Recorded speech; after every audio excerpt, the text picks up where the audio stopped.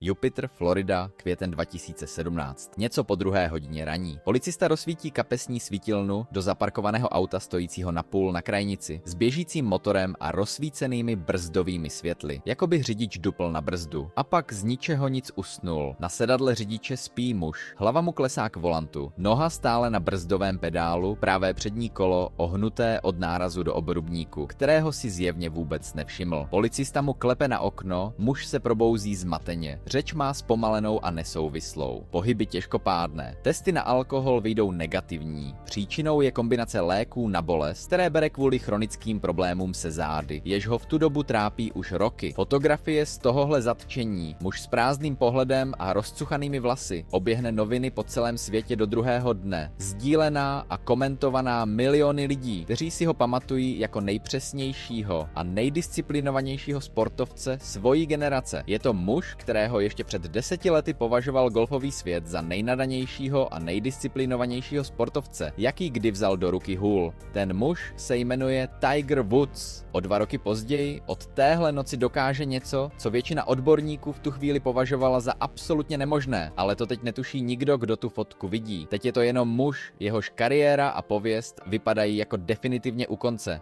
Tohle je příběh o dominanci, která vypadala nekonečná, o pádu, který vypadal nezvratný a o comebacku, který se zapsal mezi nejobdivovanější v dějinách sportu. Abyste pochopili Tigera Woodse, musíte pochopit, jakou dráhu měl naplánovanou už od kolébky. Otec Earl, bývalý příslušník speciálních jednotek americké armády, začal syna učit golf dřív, než uměl pořádně mluvit. Ve 2 letech ho poprvé nechal švihnout holí a už jako batole vystupoval v televizi, jak putuje proti komikovi Bobu Hopeovi, ke všeobecnému úžasu diváků, kteří nechápali, jak může tak malé dítě zvládat pohyb, se kterým bojují dospělí amatéři celý život. Earl na syna aplikoval psychologické tréninkové metody, které si osvojil ve vojenském výcviku. Schválně ho během tréninkových odpalů rušil cinkáním mincí v kapse, kašláním, náhlými pohyby nebo hozením holí na zem uprostřed jeho zadního zamachu, aby ho naučil udržet koncentraci uprostřed jakéhokoliv rušení, jaké by ho mohlo čekat na turnajích před tisíci diváky. Matka Kultida, pocházející z Thajska, přidala vlastní důraz na mentální disciplínu a odhodlání, kombinaci buddhistické vyrovnanosti a nekompromisní touhy vyhrávat, která v synovi vytvořila směs vlastností, jakou golf do té doby neviděl. Výsledky se dostavily rychle a přesvědčivě. Tiger jako junior ovládl americké juniorské i amatérské šampionáty způsobem, který se do té doby nikomu nepodařil, a v roce 1996 podepsal profesionální smlouvu doprovázenou obřími sponzorskými kontrakty, které z něj přes noc udělali jednoho z nejlépe placených sportovců na světě ještě předtím, než odehrál jediný profesionální turnaj. O rok později, v roce 1997, vyhrál turnaj Masters, jednu ze 4 nejprestižnějších golfových událostí na světě, rekordním náskokem 12 úderů. Ve věku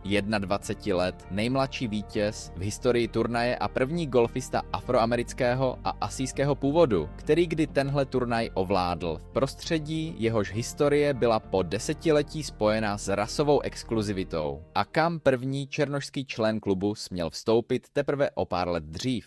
Následujících 10 a víc let patřilo golfu, jaký svět předtím nezažil. 14 grandslamových titulů do roku 2008, rekordní počet týdnů na pozici světové jedničky, období kolem přelomu tisíciletí, kdy držel všechny 4 nejprestižnější tituly současně a status prvního sportovce v historii, jehož kariérní výdělky ze smluv a výher překročily $1 miliardu. Golf jako televizní produkt, jako komerční odvětví, jako celosvětově sledovaný sport rostl přímo úměrně tomu, jak dominoval jeden jediný hráč. Televizní sledovanost turnajů, na kterých hrál, dramaticky přesahovala sledovanost turnajů bez jeho účasti, fenomén, kterému se v odvětví začalo říkat prostě efekt tygra. Pak přišel listopad 2009, noční autonehoda před jeho vlastním domem na Floridě, kdy narazil do stromu při nejasných okolnostech, spustila lavinu odhalení o rozsáhlé nevěře, která během několika týdnů zaplavila titulní stránky bulvárních i seriózních médií po celém světě. Woods, jehož veřejný obraz stál na nekompromisní disciplíně a kontrole,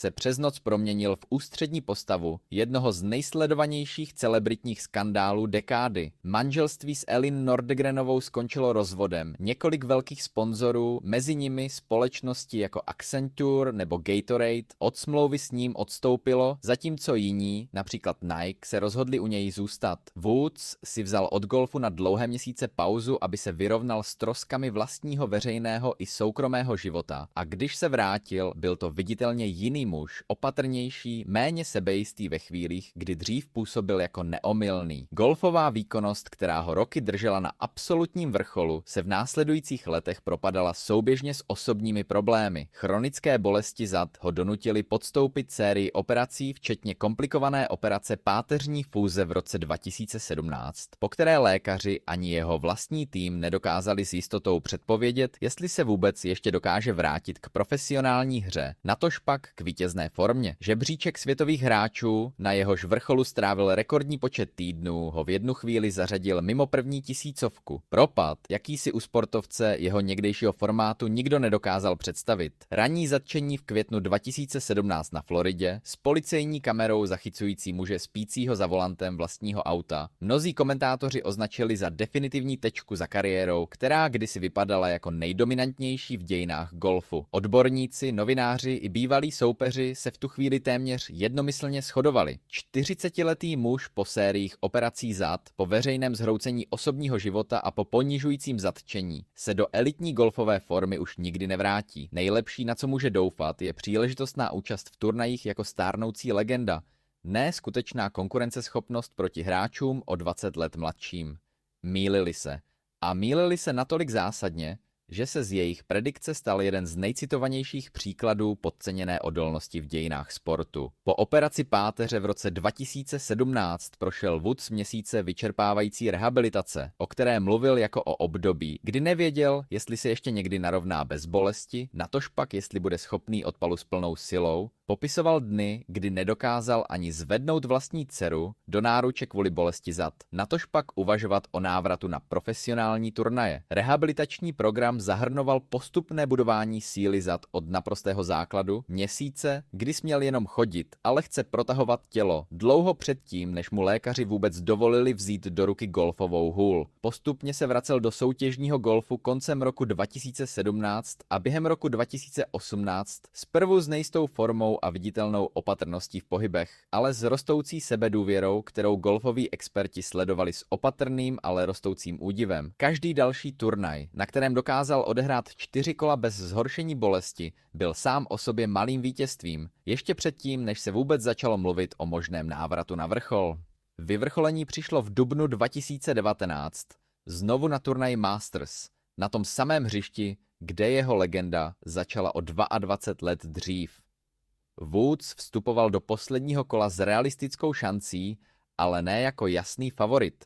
Soupeři kolem něj byli o dekádu mladší, bez historie operací zad, bez let strávených mimo elitní golf.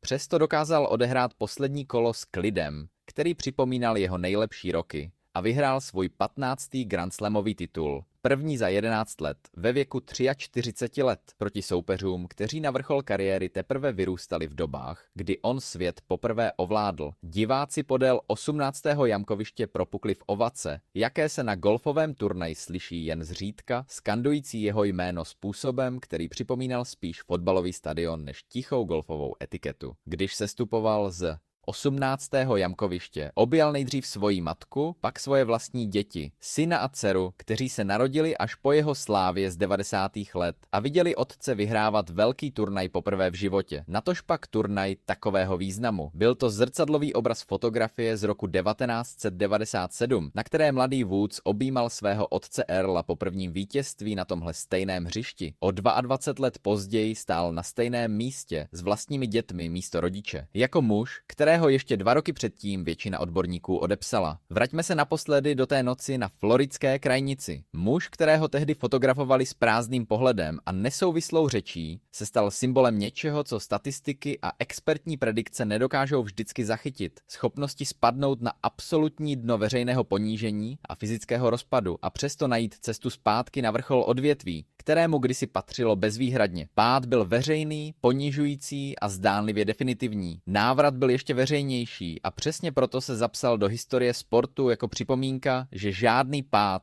ať vypadá sebehlouběji, nemusí být tím posledním slovem příběhu. Znáte jiný sportovní nebo životní comeback, který se vám zdál stejně nepravděpodobný, dokud se skutečně nestal? Napište mi ho do komentářů, zajímalo by mě to, a pokud vás baví podobné příběhy o pádu a návratu, dejte kanálu odběr. Vychází jich tu pravidelně víc.